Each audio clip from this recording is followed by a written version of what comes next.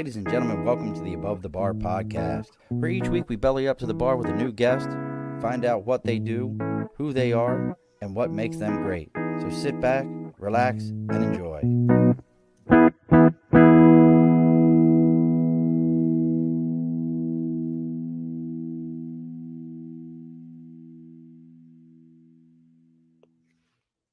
Alrighty, folks, welcome back to the Above the Bar podcast. It's your host, Sean. We have bellied up to the bar with who could be the most played, downloaded, over a billion times.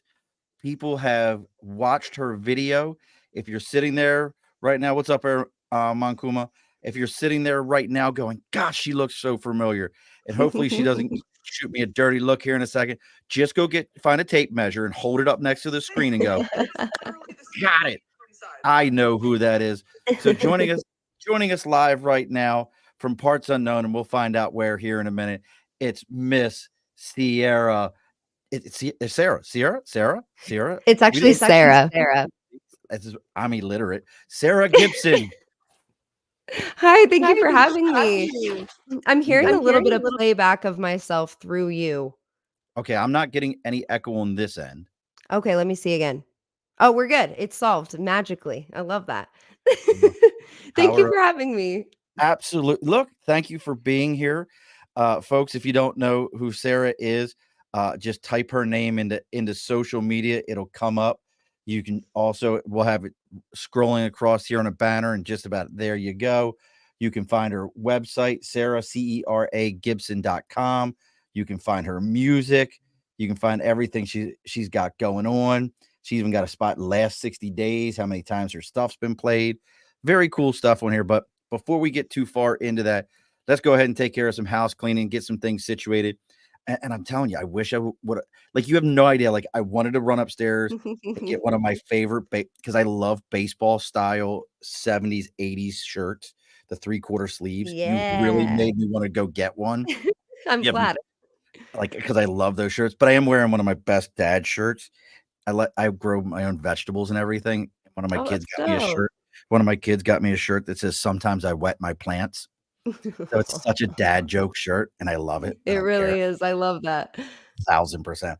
But look, folks, if you're just joining us for the first time, some things to remind you here. You're welcome during the show. Right there in the chat, you can ask questions of Cera, see what she's got going on. If you're interested in how she got to where she is today, why she would come on a show like this, all those kind of things, please send those messages in. We'll make that happen, answer those live on the air. But as always, over my right shoulder, we got the big board for Sticker and a Cause. Sticker and a Cause. If you've got something you believe in, something you support, something you've got going on, and you want other people to know about this, if you reach out to us on Facebook, LinkedIn, YouTube, Twitch, TikTok, Instagram, everywhere you can imagine, our website, theabovethebarpodcast.com, email theabovethebarpodcast@gmail.com. Let me know what you got going on. I'll give you the address. We'll read about your sticker live on the air, and everybody can know about what you have happening. Listen to me. You listening, sir? You listening? Yes, I'm listening. Complete brainstorm. You probably already have it, and I'm just thinking hey, did you do a sticker of just a tape measure with famous by accident written on the tape measure? No, but everyone keeps asking me to. In fact, people have been asking me to actually make tape measures as merchandise that have like the different sayings on them and sell that. And the profit margin is crazy on that, but if enough people want it, I will absolutely make that happen. I think it's genius. I just thought about the sticker. Like, how cool would that be? Just a sticker, and like the first 3 inches of it are sticking out, and it says "good enough" or something like that. Amazing. Oh, that would sell. Or a T-shirt with that on there. Yeah. It would absolutely. You would blow that out the stores. But before I'll we have keep to bring going, it to them. yes, bring it to them. Listen, all I ask for in exchange is one shirt. One shirt for the idea. Easy. That's all I need. That's all I need. And then I can feel like I'm almost famous. That's very fair. We can make that happen. You make that happen. But let's talk about our sponsors here. That's Budget Blinds of East Greenbush and Budget Blinds of Hudson and Coxsackie, New York.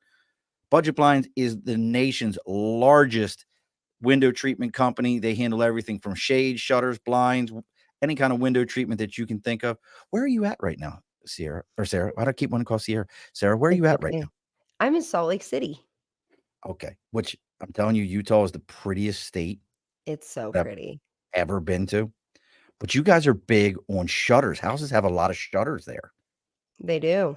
That is a big thing. I have a friend who owns a budget blinds in the northern end of Oh, Utah, wow. and he's always talking about like everybody's got shutters in his place. So maybe you could contact your local budget blinds, let them know you're there to belly up to the bar.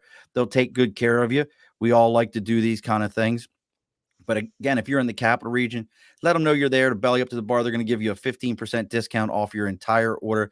That Budget Blinds of East Greenbush and Budget Blinds of Hudson and Cooksaki, New York. All right. And we didn't get to talk too much. So give everybody a look behind. So if you see me looking to my left, I promise you I'm not Mhm. ignoring anything. I just have another screen over there. So I'm looking Okay, it up. no problem. I don't want you to be like, this punk, he ain't even paying no mind to me. I promise you there's nothing else going on over there. I'm just trying to read my notes at this very moment. So, all right, Sarah.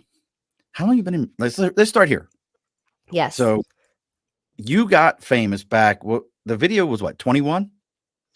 No, it was 2023. It was last year. So I've actually been making silly little internet videos since the beginning of 2021, and they were Okay. doing pretty well. I had a few 100,000 followers on TikTok and stuff.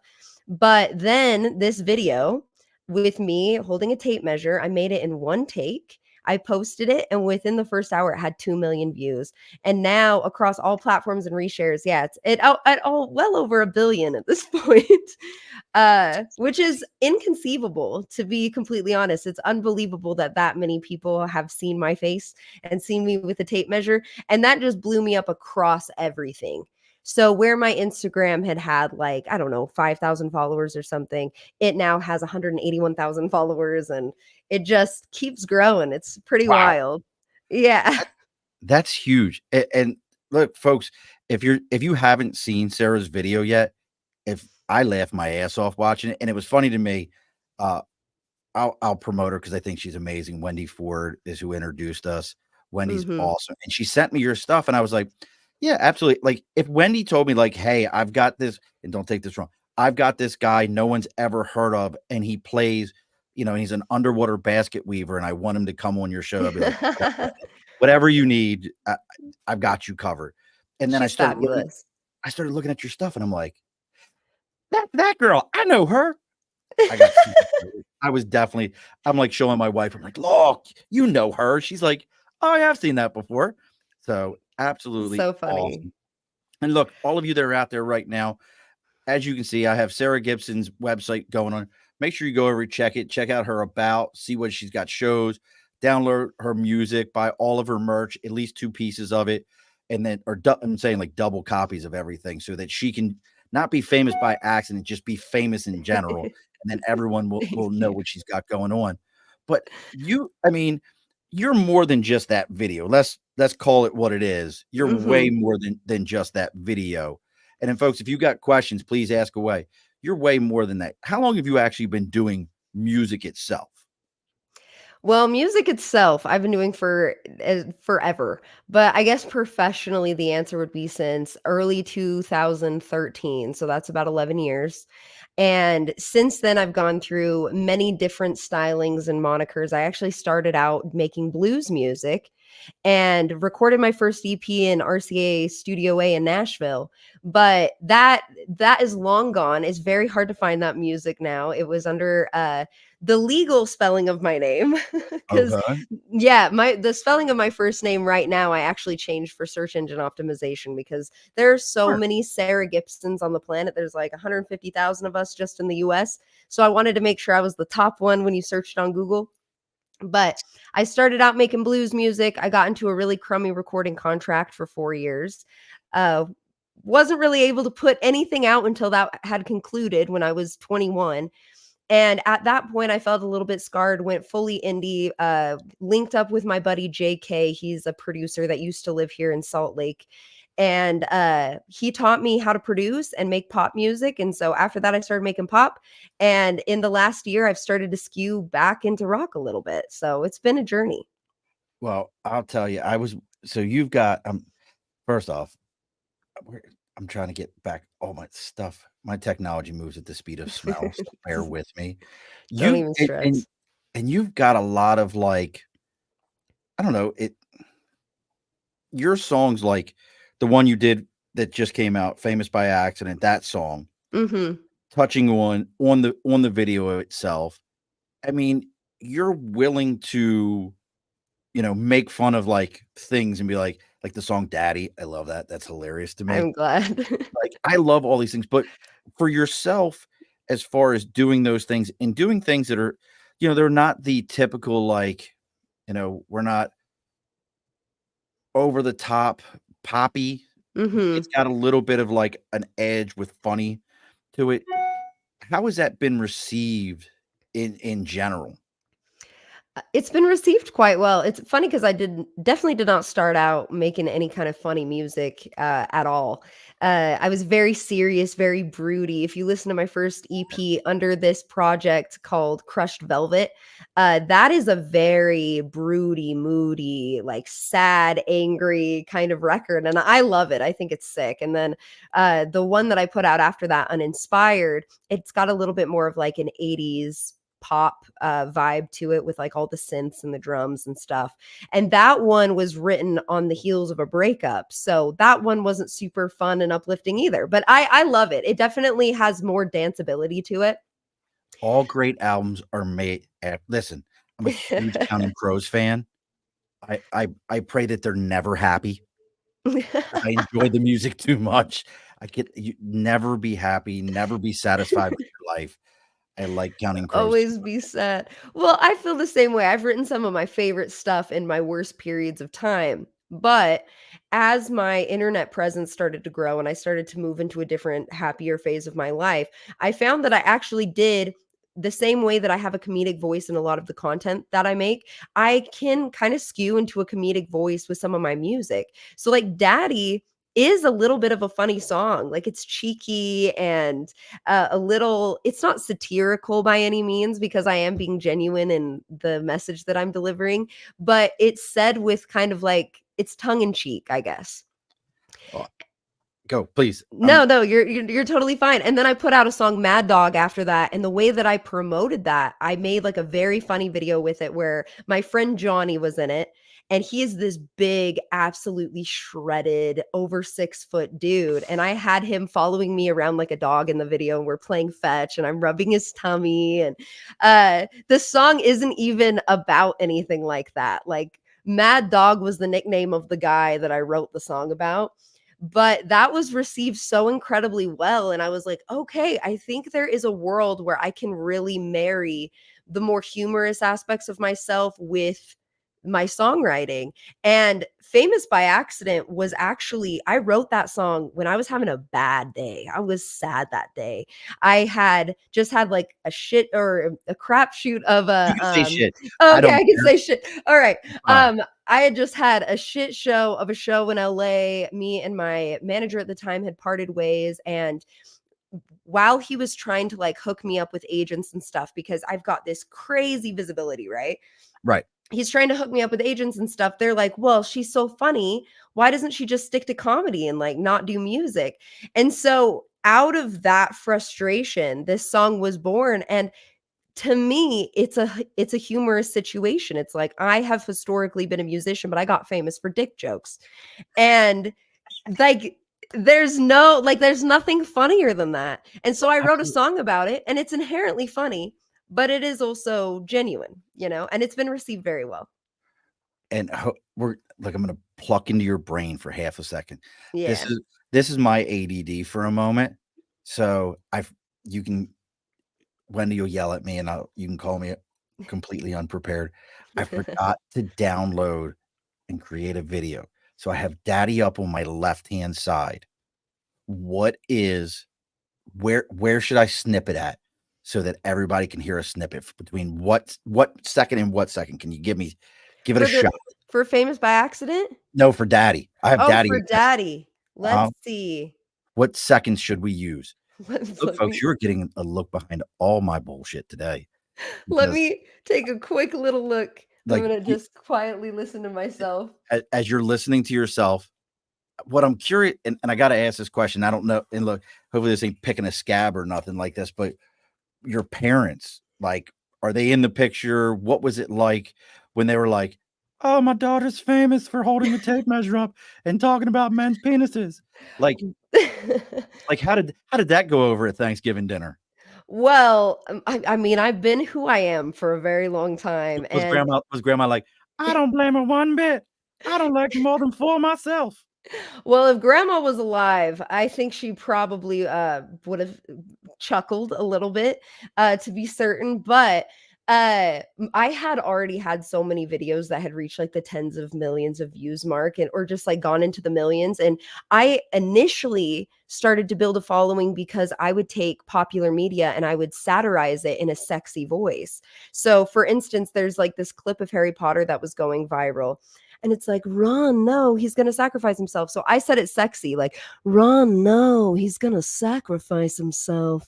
And that went like crazy viral. And so I built a following off of kind of risque content. So when this happened, my parents were already completely desensitized to my sense of humor.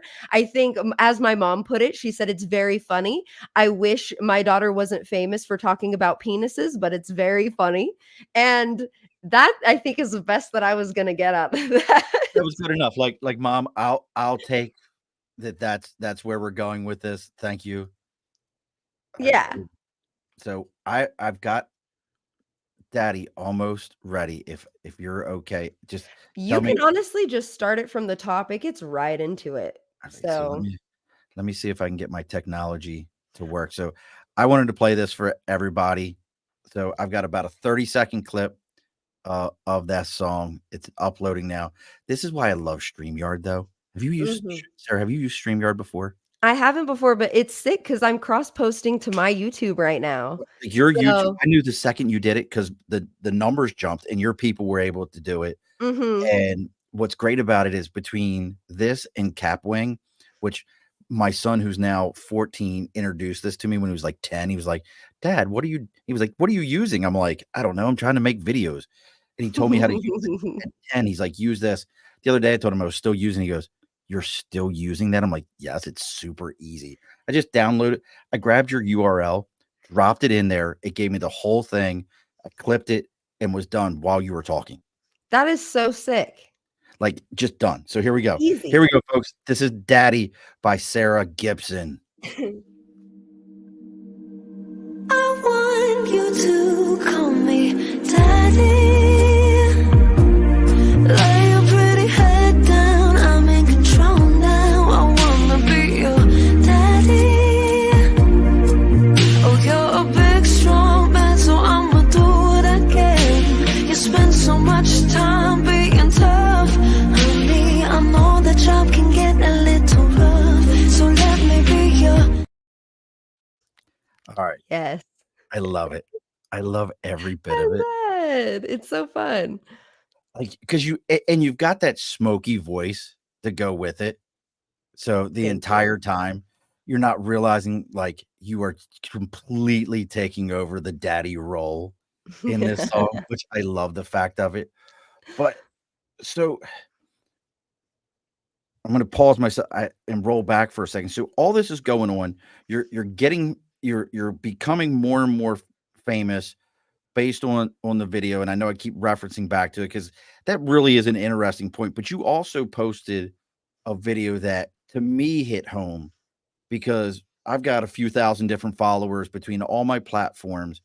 And when you put stuff out, sometimes it's like everybody's gonna love this. This is gonna be great. It's hilarious. Mhm. And then you're looking and you're like, it's been played 7 times, and I know 6 of them were me on my other account. Like, why is this happening? You've got millions of followers. I've So got like a million across everything, okay, yeah. a million. Okay. I'm sorry, it was only a million. I don't wanna misrepresent myself.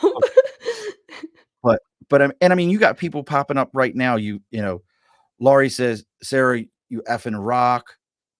JDM Aw. 314, great to see you giving an interview. Thank you. M's been on here for a minute. Face, I don't. it's don't feel bad. I can't see exactly what I all think the it's an different. emoji. They're like emojis, so they don't pop up on here the same way.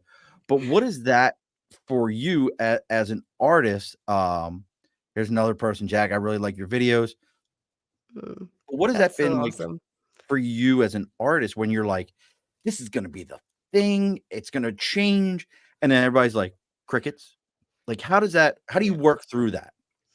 Oh, what a good question. I mean, I've been there a few times because I've put out music since I started getting any kind of a following or traction on like TikTok.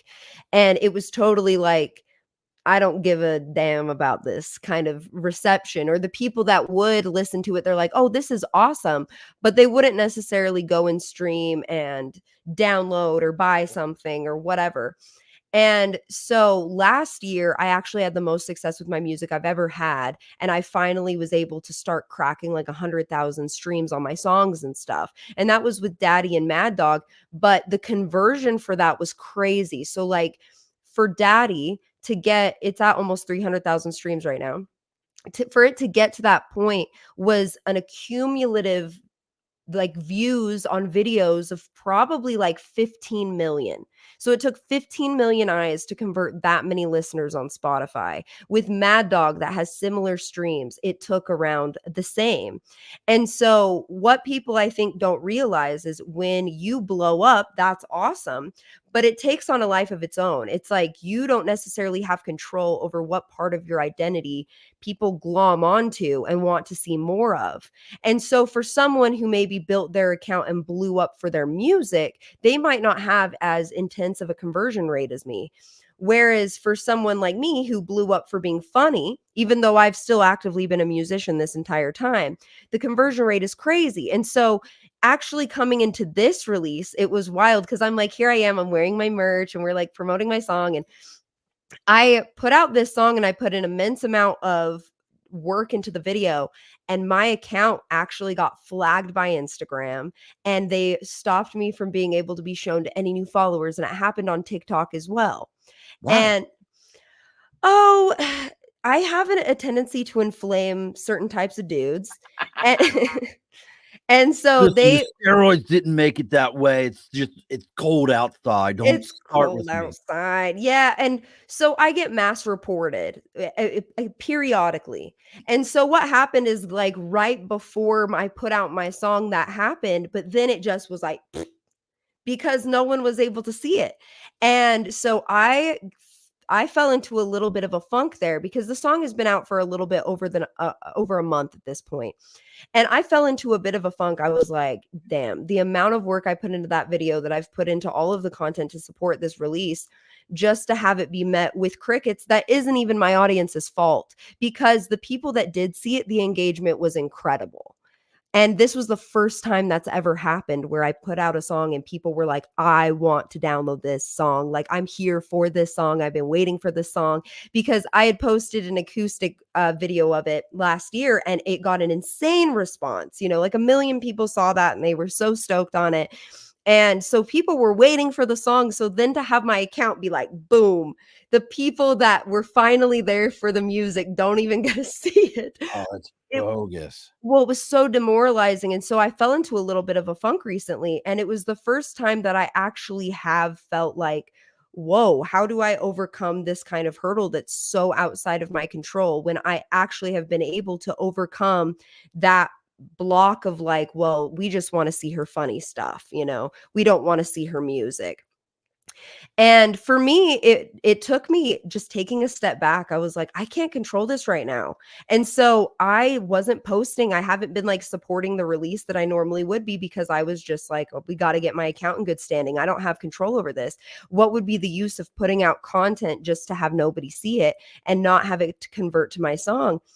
And finally, just in like the last 4 days, I finally got my account back in good standing. I did see the video where you posted a video that you're back.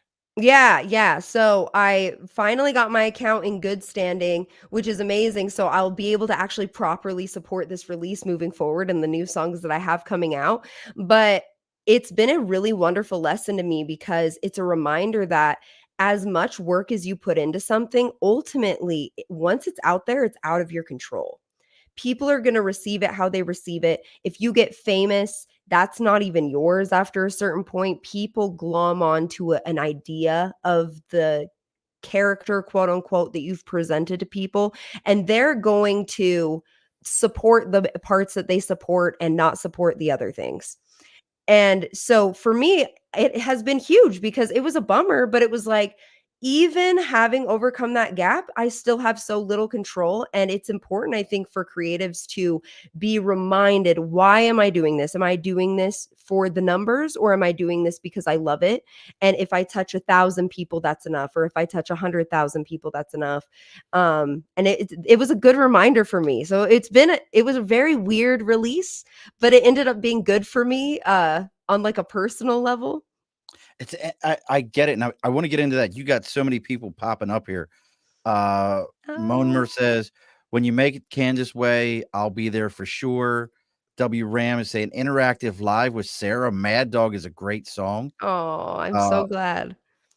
Pinky the Rat saves the world. Great Your name. music is beautiful, but I did notice you buy your tape measure short. That's And fine. that's fine. Look, listen, we all at some point in time you watched your most favorite star. What's his name? Oh God, Leonardo DiCaprio. Yeah. Most people, if you realize, you notice Leonardo DiCaprio from the movie What's Eating Gilbert Grape. Or Titanic. Right, but have you ever seen What's Eating Gilbert Grape? Yeah, that's not Leo. Like, I'm Leo. No. Just understand, ladies, I'm Leonardo DiCaprio. No. That's not the Leo. Every woman is like, oh, look, I'm swooning. Yeah. And then Danny Higdon says, "Who all up at the pumpkin patch?" I don't know what that means. Oh, it's a reference. I parodied a song, and in the video, I was like two-stepping out in my garden. So now there's this joke like, who's up in the pumpkin patch? Nice. Yeah. And H. Marcello, brother, I'm sorry, I can't pronounce your last name, but Atlanta is my favorite food city in America, and It's so good. if you've never been to Antico Pizza in Atlanta, I will put its pizza up against anything in the country. I don't care. Wow. It's that good. It is absolutely that good. Gosh, you're getting them all. I'm the one who grand vibes with famous by accident. Oh, shout out to Gran. This person sent me a message anonymously the other day and said that their grandma likes my songs. So Nice. that's awesome. She said she found you through Quinn, but she is currently my #1 artist. Even my dad is listening. That makes me so happy. Oh, you guys are awesome. Thank you for saying all these sweet things. All right, and then Pinky, that's what YT is putting in people's feed. YT, that's hilarious, the YT thing. But Yeah. okay, so you kind of hit on something that I want to kind of roll back to. And folks, if you have questions, Nate, your questions getting asked always does. If you have questions for Sarah and you're curious about her career, where maybe you can find her or how she creates music, any of those kind of things, please let us know. Check her website at Cera Gibson, CERA Gibson.com. You can see what she's got going on, connect to her music. This is going to sound cliche, but make sure you're giving those likes, shares, follows. It sounds cliche, but guess what? That's how she gets found. That's how I get found. She's already found. I know I'm bullshitting, but that's how all these things work. But you hit on something. I've had a few artists on that have talked about this. I've had some promoters that have come on and talked about this, which is I'm going to call it what it is, the theft from artists by Spotify. Yeah. I can say it. They can't do nothing to me. I don't have nothing. But one of them told me it takes something like 1,500 downloads of one song to equate for you to get what you would have in the 90s for selling one album. Yeah, it's something like that. Right now on the low end, like an indie artist is probably making about 0.003 cents per stream. So whatever the conversion of that is, on the high end, you're looking at 0.005 or 6, something like that. Crazy. But yeah, I made a video about that recently because Spotify, for the second time this year, has raised their rates to improve the user experience, but they have yet to raise their rates meaningfully for smaller artists. In fact, they have removed any kind of royalties from artists that their songs are under 1,000 streams. So if you have 1,000 or fewer streams, you're not making any revenue on your music on Spotify. And I'm very grateful that that's not something that I have to deal with now, but I was an artist that was getting less than 1,000 streams for a very, very long time. And to see that kind of attitude where it's like the user is more important than the people giving them free music. In fact, we have to like pay to put our music on their platform is I didn't know that. frustrating. I had Yeah. no idea about that. Yeah, no, that's a real thing. And to even make I did some math and I think I'm remembering it correctly, but to make like $50,000 a year just off of Spotify, you'd have to be making somewhere around 25 million streams a year, which is at that point you're popping off. You know, Right. 25 million streams a year is no small feat. But that's only $50,000 a year. That's like slightly above the median household income for the US. And I know that like when I was doing phone jobs, I was making about that much and I couldn't have afforded to live on my own. And so it's crazy to see like a massive amount of success at like 25 million streams for some people. And that's still, they wouldn't be able to even like live alone. It's not paying their bills to that extent. It feels like theft in a way, you know? It really does. Like I couldn't imagine. Like I hear this, and it, I'll show my age for a minute. I can still remember the whole Napster scandal when Napster was putting out music and everybody could share streams, and now it feels like the same thing. But the only thing that's changed is the people who are putting the music out, they're the only ones getting paid. Yeah. And the artist can't do anything about it because, like you said, you're paying to put your music out there, or you're a massive artist like, because Napster will say Metallica, hint, hint, wink, wink. You're in that world where they're soliciting to you to have your library of music. I just, is there anything that an artist can even do at this point, especially someone like yourself you're on that cusp. You're Mhm. like, you're on that cusp. You're a late night TV show away Yeah. from the world going, because right now you have a strong base of followers, but like I said, you're that late night show away from everybody in the world going, oh, I know, Yeah. let me listen to that. What do you have to do then to survive beyond that? Well, I'm incredibly lucky that with the content creation, like I make my money from like voice work and paid sponsorships and stuff. So I have been able to move away from a day job. But that is a very recent thing. I was only able to start doing that be able to support myself doing that at the end of 2022. So it's been like a little over a year and a half that I have had that luxury. For so long, I was working day jobs, working 40, 50, 60 hours a week. And then I was also going to the studio and recording and playing shows. And 2019, when I had a little bit more energy than I do now, yeah, I was working like 45 hours a week and I was professionally modeling and I was playing 3 shows a week. So Damn. that was a very crazy time. I don't even know how I was able to muster that. And so when I think about my situation, I feel very blessed. But when I think about if I were to lose the advantages that I have now because of my platform, what would it look like?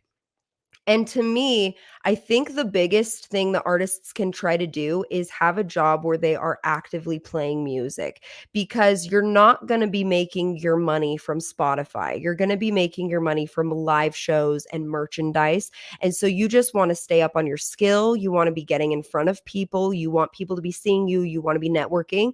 So even if that's playing in a wedding band or having some kind of residency at a local bar where you're doing jazz nights or something, getting people familiar with your face and playing music in the process. And so you'll see so many musicians that have like 12 odd jobs. My bass player is like that. She has 12 different projects. She is always working. She's always a part of something, and she's an incredibly hard worker. But you have to then take that, because unfortunately work has to happen regardless, and you have to find a way to fuel it into your present project. So be like, hey, I know I'm playing this residency right now or whatever. I'm playing this private party. I also have a show with my band on this night and you should totally come. And then at that show, you need to be selling merch. You need to have like try to get other shows lined up so you can announce those shows at your shows.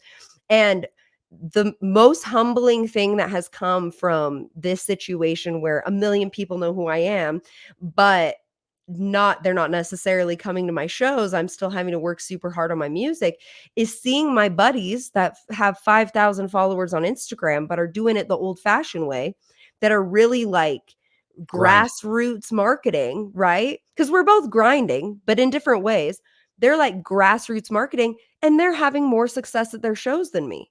And so to me, I'm like, that really is where you build the most people that actually come out and buy tickets and buy merch and like are able to fill your pocket, is by them seeing you with their eyeballs in person and being able to endear yourself to them. So it's like, of course, building your audience as big as possible will expose you to more people. So the odds of more people wanting to come to your stuff is awesome.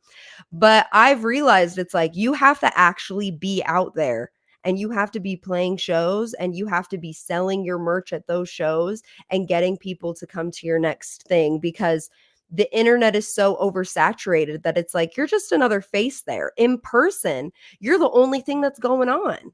But on a phone, it's like you're one swipe away from something potentially significantly more divisive or entertaining, and you can't do anything about that. Well, look at the Hawk 2 girl.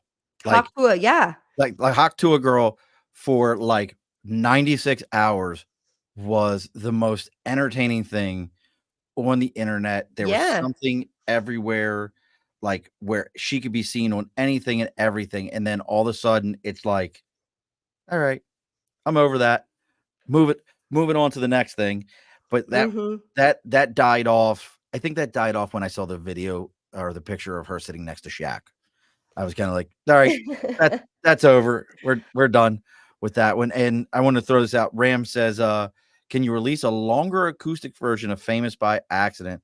I love the acoustic version. I will make a longer video for sure. And Pinky again says, keep up the songs. Nate, I'm going to get to you in a second, but I got to see, this is one of my favorite things to ask all musicians. Nate's a good friend of mine. I'll ask his question in a second, but this is my favorite thing. If you don't have it already, when you get to that point, like, you have a writer yet?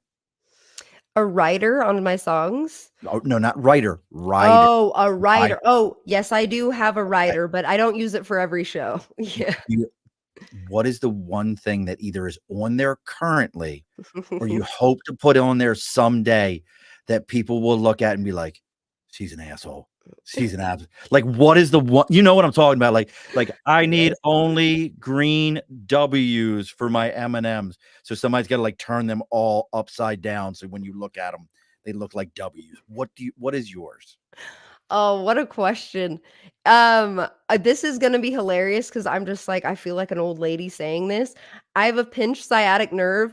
I would love if there was a heating pad at every venue I went to. I just need a heating blanket to put on my back. My sciatica's bothering me today. Literally, I just need a heating pad, please. So when I get up a little bales of yarn, I need 3 bales of yarn so I can crochet in between sets. That's me. I'll be crocheting on my heating pad before the set. Oh, you're ready for me to come out and sing about dicks, huh? Yep. See, but it's so funny because like in my daily life, I actually am so low key. Like I have a garden and, you know, I do all these little homey things and art and all this stuff. And then, yeah, I'm on the internet talking about Dixon. All right. So everyone's going to log off on us here in a minute. So tell me about your garden. Cause I've got 8 apple trees, 2 pear trees. We planted 160 bulbs of garlic. 142 came up. And then we've got all raspberries. Listen to me, sir. I have raspberries that are killer raspberries. I bet. Like the raspberries are on point, and then I've got all the other like squashes and everything else. Tell me about your garden. Oh, look, my brother. Garden. Even my brother jumped on. That's not even It's not even that bad. No, it's not that bad. I don't have anything crazy. Tell me about But my garden. So normally I do like a lot of tomatoes, zucchini, summer squash. I got my strawberries, all the herbs you can think of, lemon balm, and I have lavender and all of that stuff. Oh, I've started to try to make all my flower beds functional so that neat. there's something I can actively use. So it's Yes. not just like roses, which I love roses, but they do not survive out here in the heat in the summer. You have to pour them with water, and we're in a drought. Sarah means princess. It does actually. Oh, but you spelled Um, it wrong. but well, Sarah, the way I spell it means wax in Portuguese, apparently. So that's Okay. super interesting. Yeah. But this year we're growing jalapenos, Nice. some green beans, which was an accident. They were supposed to be something else, but my partner went and got green beans by accident. We're like, to hell with it. We'll plant them. And we got, yeah, zucchini, green beans, asparagus, or not asparagus. That's First takes was years. I've got wrong. asparagus. It Jalapenos. takes 3 to 5 years to grow asparagus. I attempted it once and it just wasn't surviving here in this climate. But we also got tomatoes. We have an apple tree and a cherry tree, and we also have like blackberries that have just been here for forever. So I'll go grab a little blackberry. We got strawberries that have been popping up, but the heat does a number on fruit. It I don't does a wanna make you number on sad. fruit. I don't wanna make you sad, but I at one point in time had blackberries that were the size of my thumb, Oh my and goodness. they were great, and then we had a septic issue. So, the guys were trying to figure out where my leach field was Mm, and dug up right next to my blackberries oh and my goodness. killed both of my blackberry plants. They've never come back. That's I'm like, "Oh, sad. they were so good. Oh, they were amazing." So, my brother, this is really my brother, says his garden is 5 or 10 times the size of his bedrooms. Impressive. Uh, and then Pinky says they're a Portuguese American, Oh, nice. and then we're getting all kinds. So, and the pie-eyed Piper says, "Hey, I'm really happy to see that you are at a life doing well. I hope to catch one of your shows sometime. It's been a long time since saw you, John T." Oh, okay. I know who that is. You know who that is? Yeah. Hell yeah. Thank I you. mean, you do have a very solid fan base here. Let's see, what is this? You could parody your own song, Green Beans by Accident. I love I uh, green beans when they come up, green beans by accident is dropping. oh, that would be amazing. So, as all this is going on, and you've got this whole process, and I don't know, this feels like such a cliche question, but I really feel like there's a lot of people out there that are like, I could write a song. I could be a songwriter, and you Mhm. probably could. But they always are like, "I need a process." Are you one of those people that are like you we talked about it for a moment, you're like, "Hey, I was down, I was sad, I wrote a song." Do you always need to be that, or like, or is it just like you're walking through the grocery store and you're like, I'll be your daddy, daddy, daddy." Literally, yeah. Is that your process? Like whatever comes to you? Yeah, it used to not be that way. I did actually used to have to be sad or angry to write music, because it was always coming from this cathartic place, but I think as I started to develop it as not just like a skill, but like a discipline, it became something that I could do regardless of the emotional state that I was in. So, yeah, sometimes I'll just be thinking, I'm like, oh, this would be a really interesting topic to write a song about. And so I'll sit down, and something I don't do, and people always ask this, are like, what comes first? Like the music, the lyrics, the melody. It all happens simultaneously because I sit down with my instrument of choice, whichever one, and I just start Clarinet, riffing. just Pardon? all clarinet, just All clarinet. just Actually, everything it's the all in clarinet. triangle. All are written on clarinets and triangles. Ding. Yeah, that's all my music. If you guys haven't heard my music, it's clarinets and triangles. All of it. All of it. But no, yeah, I'll just get an idea and I'll sit down and I'll start working on it. And sometimes I'll pop the whole thing out in 15 minutes. Sometimes it'll take me a few days or even weeks, or I'll come back to something a year later and finish it. Oh, wow. So for me, it's really just like, this would be a cool thing to write a song about. I'm going to do it. I might be noodling around on the keys and come up with a cool bass line. And I'm like, I'm going to throw that into Logic and see what I riff on top of that. I really feel like This is gonna sound douchey, and so excuse Be me. douchey. But it's coming from my personal experience, so I don't think it applies to everyone. The times when I needed a process, like I needed a certain emotional state or environment or, set of circumstances to write a song, I just wasn't as good of a songwriter back then. And I really felt I'm like, I can't write happy songs. That's not the kind of artist I am. I could write any kind of song that I want. I just wasn't as skilled then as I am now. And so I think if people are coming to this point where they have to have a certain set of circumstances, they have to be sad, they have to be happy or feeling saucy, whatever, I would challenge you to just push yourself a little bit more and make some bad art until you've built the skill. Because that's what it takes. It takes making Picasso bad art. started with stick figures, folks. Give it a shot. It's okay. It's okay. I don't think there's any problem with making bad art. Where I think the problem lies is saying you can only make a certain type of art. Because I just don't think that's true. I just don't think you have the skill set yet. And that's where I was at the time when I felt that way. Folks, we're pretty close to closing the bar here up in about the next 15 minutes and all that. If you have questions for Cera, you're curious what she's got going on, it's seragibson.com. If you're finding us through her or us through her or her through us, please like, share, follow, go on our social media, go on my YouTube page, give it a follow, all those kind of things. Now I'm going to get to Nate's question, but I also we're going to ask Nate's question because I have to ask Nate's question. Of Same course. question every time, but it's an important question. And then we're also going to get into, I'm curious of your vibe for folks that are looking, because you've already kind of hinted at it, how to avoid some of the pitfalls of, and I think this will make sense here in a minute.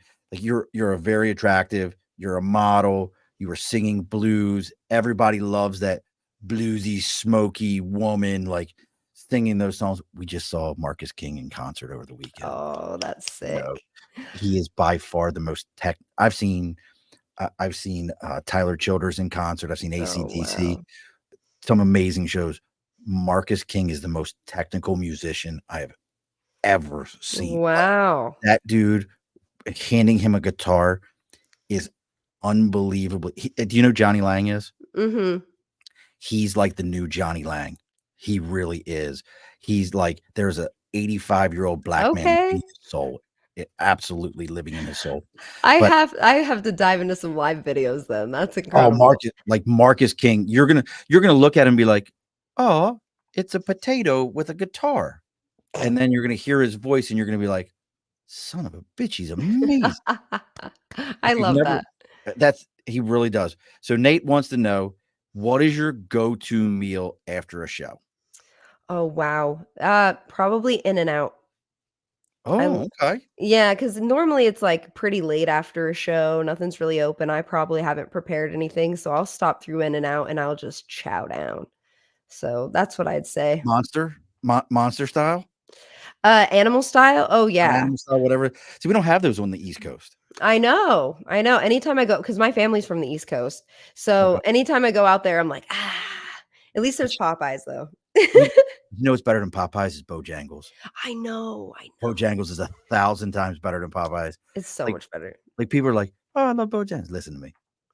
Bojangles and a Bowberry biscuit is straight crack. And they have warm sweet potato pie. But you know what you have on the left coast that I really love? What? I love me some Jack in the Crack ultimate bacon double cheeseburger.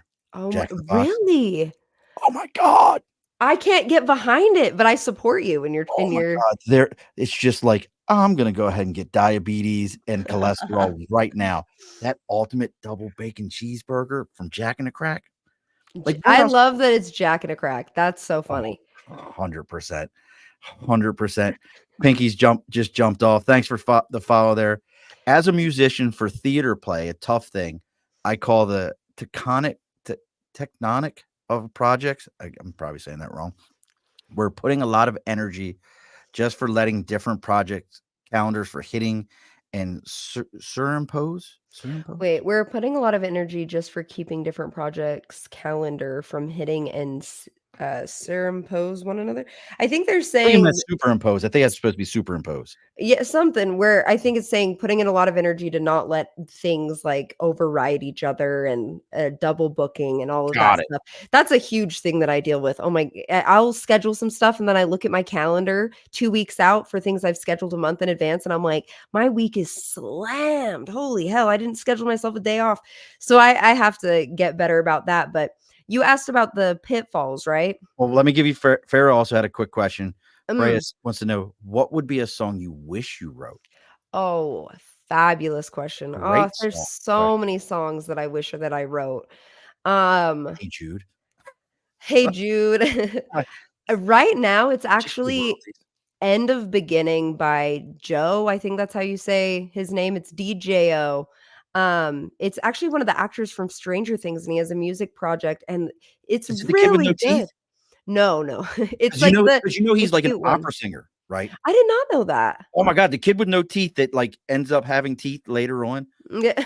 If you look him up, he is him and his sister are legit opera singers. The kid's got an incredible voice. Impressive. Absolutely unbelievable voice. Yeah. That is okay, well, I have to look at that after this, Yeah, we got lots of stuff to 100%. look up. So I have Marcus a King, the kid from Stranger Things with no teeth. I have no idea what his name is, but let's go into pitfall. So what are some of the things if somebody was out there right now and they were like, "Hey, I'm going to get into music," and they're a similar mold to yourself, or even if you went back to yourself and you said, "Hey, self," that would be weird, but you said, "Hey, self," what are some of the things you wish you would have known or you would advise someone to keep an eye out for? Oh, 100%. I think it's gonna be things that you might not necessarily expect me to say. Very early on, do not sign a contract for your first project. Just don't do it. I think the most important thing is to just start making and recording music, even if it sounds like trash. Even if you're recording it on your own computer or you're going to your buddy who just barely got out of school for being a producer or what have you. I think it's way more important to create than to actually create something that sounds perfect and polished. Because if you go in thinking, I gotta get these producers together, I gotta get a recording contract, any kind of contract you're signing, you're at a disadvantage because you are the naive person in that situation because you haven't done it before. And so to me, if I could go back to younger Sarah, go back to my family, this was actually an argument with my family because I didn't want to do it in the first place, but I would say just start recording, even if it's bad. Get as much experience as possible before you are actually signing some like really serious, like legal stuff. I would also say that music theory isn't essential, but it definitely freaking helps. And I've had to learn music theory just like the last couple years because I've been trying to level up my skill with on the keys and on the guitar and just be a more effective director for my songs when I'm in the studio with musicians and I'm trying to show them what I would like them to be playing. Um, that sort of thing. And then along with that, worry less about your brand. I think we live in a society where it's like brand first, substance later. I think you need to figure out what kind of artist you are before you know what that looks like and what the branding looks like. You need to focus on the skill and on the art itself because when you're first starting out, it's odds are you're not making something that's marketable anyway. And so don't worry about that. Don't worry about how it looks to other people. Don't worry about how you're going to sell it. Worry about getting better. And then when you're at a place where you're getting consistently really, really good feedback and you have like a very solid sound to your music and you have a strong voice in your writing, you'll probably have a sense of what your brand should be. And then you can start expanding upon that and elevating it. But don't run before you can walk, I think is my advice for artists is like enjoy the process because every step really is important. If you jump over some steps, you're going to have to redo them later and it's going to slow you down later. So it's like slow and steady, focus on what's in front of you, focus on getting really good and that other stuff can come later. The consistency of it is important. Now I'm going to put this one up. You Mm, could probably see it in the side chat if you wanted. If you look over there, you can okay. see it in there, and you can choose to tell. And I can put it up, and you can tell this person to go pound sand, or you could do it. You tell me. What would you like to do? What would Is you it like? the sexy voice one? Yeah. What I'll would you? do it. All I'll right. do it. Let's see. So, What do they want me to say? what would you like her to say? Nothing R-rated. I'll give you something. So I Okay. know you binged all 230 some 40 some episodes of this. So you already know the tagline at the end of the show, but I'll remind you of what it is just in case you've just got so much of this Okay. in your head. We end every show with be sure to push your stool in. Oh, love that. Okay, I can say that sexily. Feel free to use it later if you want to I too. may have to figure a way to clip it out and then just play it as my closer. Okay. Be sure to push your stool in. We got a little wait, hold on, let me All right. Yeah, you pop gotta rinse. filter. I'll get the pop Okay. filter out. All All right. right, there we go. Okay. Be sure to push your stool in. Oh, you get this. I can't even hear it, but I bet it's great. You can't hear the applause? They're not coming through? Oh, it just sounded like Oh, but is that all it sounds like when you're in? Yeah, it's like the that's what it full-on sounded like. applause and everything. That guy says, nice listening to Sarah chatting away. Could listen to you talk or sing all day. Such a great voice. Oh, thank I mean, you. that is the win. I got to figure out. I'll have to go through this and clip that out. So we're getting a lot of nice feedback. Nicole T says, haha, great to see you guys. That was very cool. Get another one from Ram. So let's talk real quick because we've got a couple of minutes here left. Mhm. Upcoming shows, where can people see you if they're interested? My brothers from overseas. Listen, folks, if you're into the whole spirit realm stuff and you like things like that, please go check out Spirit Brothers UK. Great bunch of guys. I think he was just telling me, was it Stonehenge you guys were just at or something like that? Like these are legit paranormal investigators, Sarah. Like Oh, legit. wow. They That's get really into it. cool. And have you ever real quick because it's my show because I can do what I want. Have you ever been and either recorded or played in some place that that either you found out afterwards or something happened and you realize this bitch is haunted? I've never had, like, a paranormal experience somewhere, but apparently RCA Studio A is haunted. So, that was fun to find out later. Apparently Nashville is just a very haunted Yeah, town. Yeah. yeah. Like, listen, there's a lot of horrible things that have happened in that city. Yeah, Yeah. that's one of those cities where you're like, oh, he was going to be the next great artist, and then went ahead and OD'd. Like Yeah, that dude frequently. suffering. Yeah, and there you go. Hope you're well. We just investigated a haunted town cafe and captured some old best work. They did one not long ago, and it was like it was like just I have to tell you about it. It was like some crazy shit that they did like a 500-year-old bar or something like that. That's Wow stuff. cool. But what do you got coming? We can talk about that afterwards. But what do you got coming up? Anything that like where people could see you live other than online? Obviously, folks, if you look up Cera Gibson, she's even got a LinkedIn. Listen, she's got a I LinkedIn. do. It's a joke LinkedIn, but Oh, yes, I do have I it. tagged you on LinkedIn just so you know. I tagged you. Oh, yay. This is streaming on LinkedIn. Listen, it's going. We got to be everywhere. Amazing. But You do. where can people find you if they wanted to see you live and build that foundation that you're talking about? Well, if you guys want to see me live, and this is actually the first time I'm announcing this, so woo, you guys get to know before everyone else. But I have a release show on the 23rd of August at the Soundwell in Salt Lake. And it's going to be really cool. It's the first time I'm back with my band in a long time. I had to do some reconfiguring, and I've got backup dancers, the whole thing. So it's going to be really fun. And outside of that, if you want to see me on the internet, I am on literally everything under Cera Gibson, Cera Gibson, and it's very easy to find me. Well, I will tell you, Sarah, this is absolutely amazing. Yeah, that was a Neolithic tomb that was 5,000 years old. They went into. Ooh, that's Emily's actually sick. over. Emily, my friend's Spirit Brothers UK. You're in the UK, so she says she wishes she could see your show. So sending you love from there. And then look at this. Freya's actually in Scotland. Girl, Freya, I'm from Hey, I will be out to the UK and Ireland and stuff with my band soon. Don't you worry. Yeah, We'll make it happen.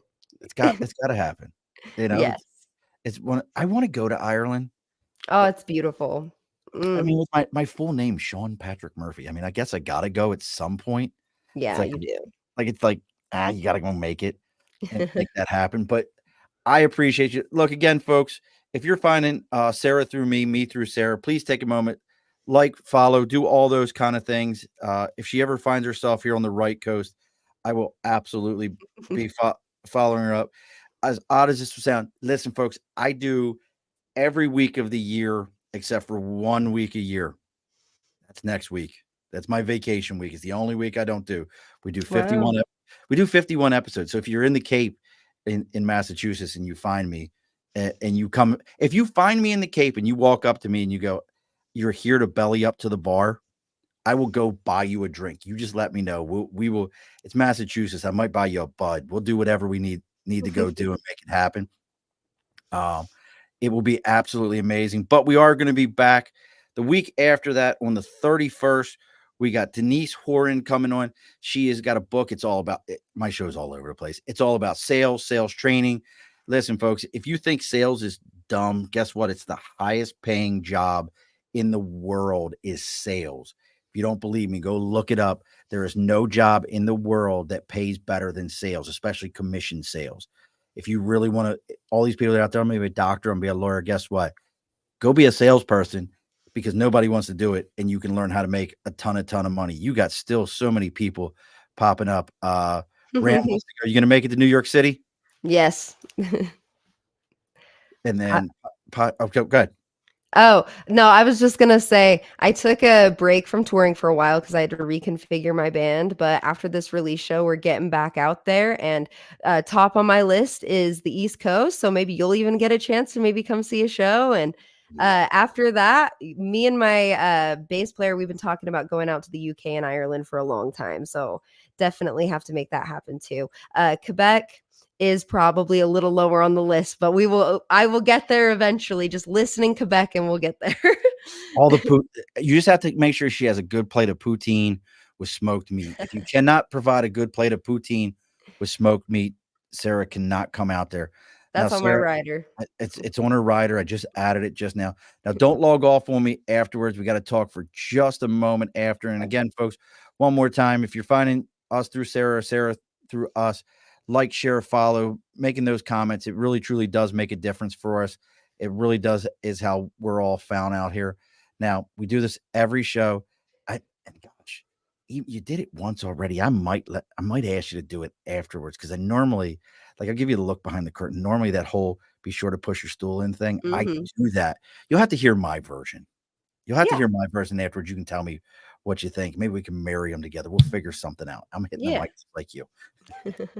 But in every episode, and I know you probably already know this already, the guest always gets the final word. So what is the final word tonight? Tape measure. Alrighty, folks, be sure to push your stool in. This has been a Second Front podcast presentation found on Apple, Spotify, and wherever podcasts can be found.